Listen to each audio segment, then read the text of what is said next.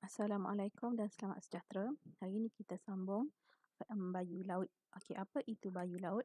Okey, bayu laut adalah berlaku apabila pada waktu siang. Okey, bayu laut ini berlaku pada waktu siang. Okey, pada waktu siang, haba daripada matahari ini akan diserap oleh daratan dan juga lautan.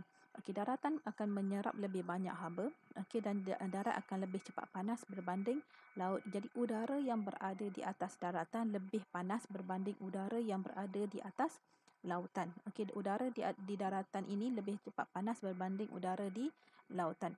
Okey, apabila udara di daratan ini panas, udara di lautan ini panas, dia akan bergerak naik ke atas. Okey, dia akan bergerak naik ke atas.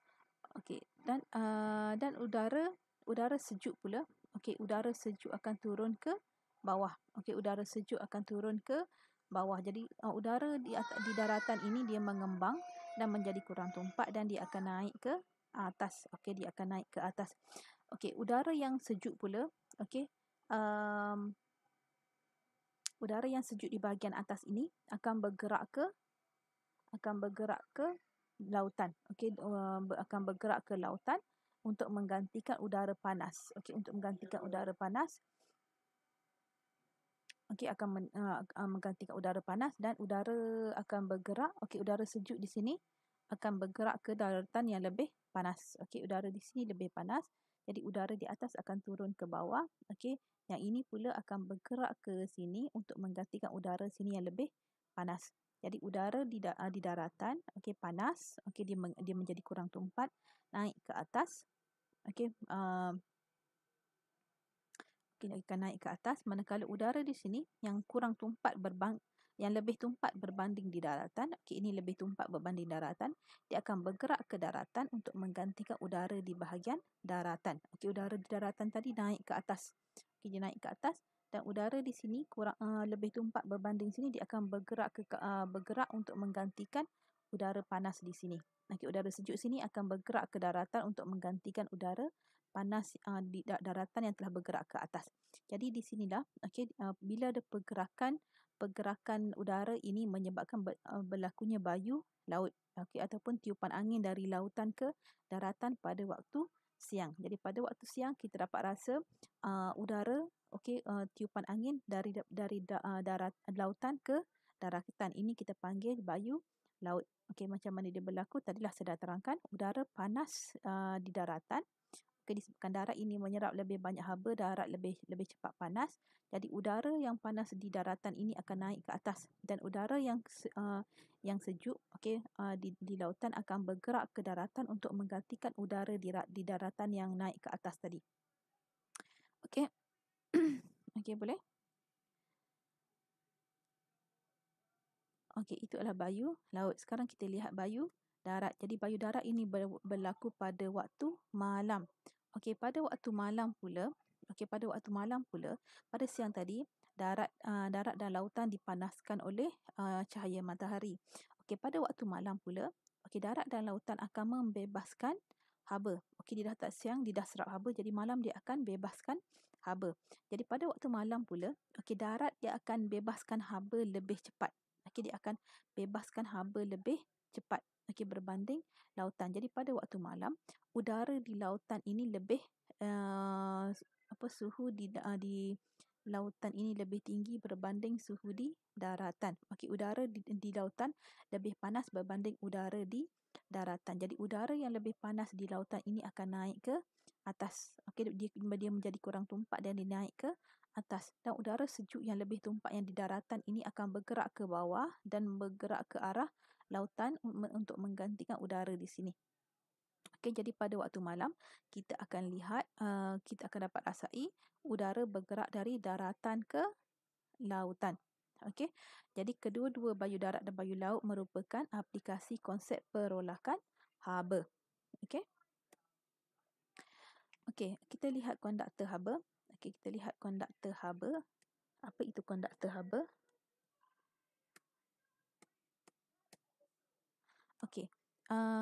Konduktor haba adalah bahan yang boleh mengalirkan haba dengan mudah kita panggil konduktor haba. Jadi konduktor haba adalah bahan yang boleh mengalirkan haba dengan mudah. Okey, konduktor yang baik ataupun konduktor yang bagus. Okey, bila sebut konduktor mesti sebut konduktor haba yang baik ataupun konduktor haba yang lemah. Okey.